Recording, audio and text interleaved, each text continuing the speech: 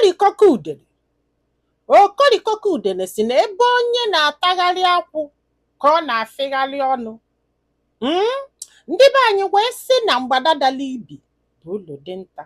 Ha wee sị ọ bụrụ na ọkpụ ụzọ amara akpụ ya mee gịnị ya na-egbe anya n'ọdụdụ. Ịghọtara ebe m na-eje?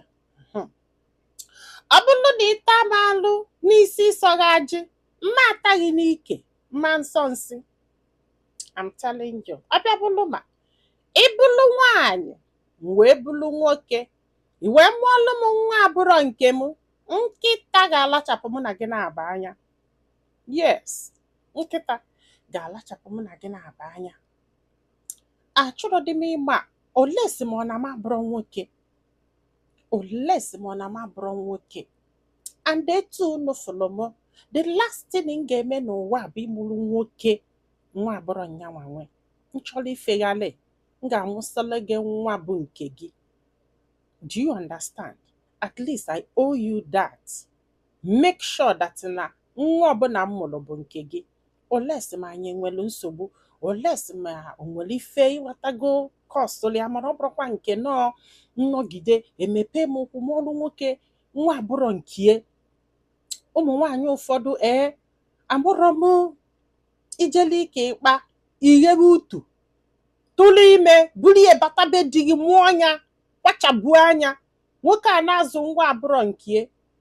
Ife nke ụmụ nwaanyị ji wee dị iche, ji wee lee egbujisi aka na ụkwụ bụ na nwoke mụọ nwa n'ezi ọma mkpa nwa afọ bata, ọ kpagodolu ya bata nwunye ị ga-ama.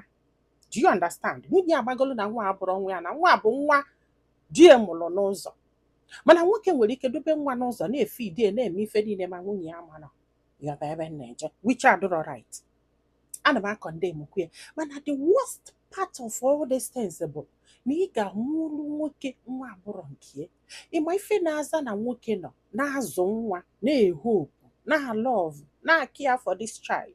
It's not like na ọbụrọ nwa na-awụ bụbụbụbụ na nwoke ka ya bụ na ya mụtalụ nwa na-aplanụlụ nwa anụnwa fuchi ya.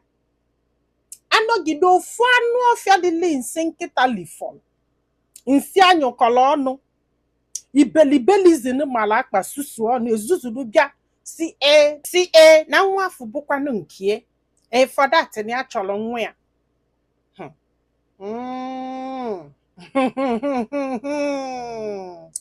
Ọ na-afụla ife o ji wee do too much ma nwaanyị amụọlụ nwoke nwa abụrọ nke.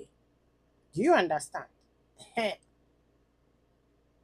So ọ bụgodo na ịchọ ifeghalị mụsalụ dị gị nwa, ịchọzi ịkwụgharị ifeghalịba.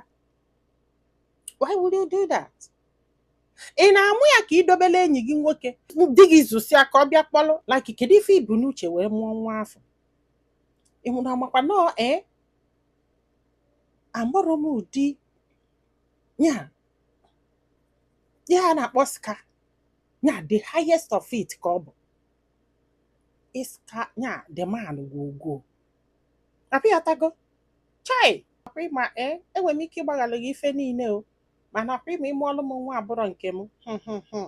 I won't even do anything about that child. I will accept that child. Mana ifo gị nwa mụrụ anụ ị ga-ewish na ịmụrụ nwa atọ. Oh yes. Olesi ma nwere nsogbu na ịda apụ ala ị ka ga-eme unu efele zam back to your ex. Iluzie na nke your ex ichefuo na ị na-anụ di. Ife na-ewute mbụ na that your ibelibeli nya mama papa ibelibe your ex afatara gị mmadụ akpọrọ gị mmadụ ejire gị mere anything ịdụrọ mmụọ ọnụ na ịdụrọ mma idobe n'ụlọ imesi je mụọrọ ya nwa kpọnye nwoke ọzọ na-azụ. Chukwu meelụ na ebele agwụsịkwanụ ka ọra m n'ọnụ ndị be anyị. Daalụ nọ ka ọ dị n'ụbọchị ọzọ.